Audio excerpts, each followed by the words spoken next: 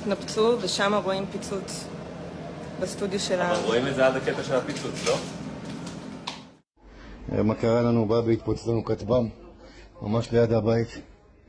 זה החדר של בן, כל זכוכיות.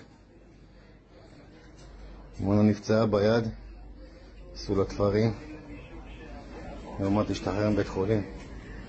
אתה רואה לנו כפרה, אתה לא מבין, תראה, כל הבית מתפרק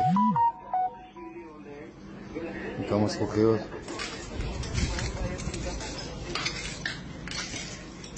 תראה, מונה ישנה פה, תראה איזה מזל היה לה בבי, כל הזכוכיות עליה. הכל בסדר, אבל אל תדע כפרה עליך. כל הבית נשבר, כל הזכוכיות, הכל התפרק. אני ישנתי פה בסלון.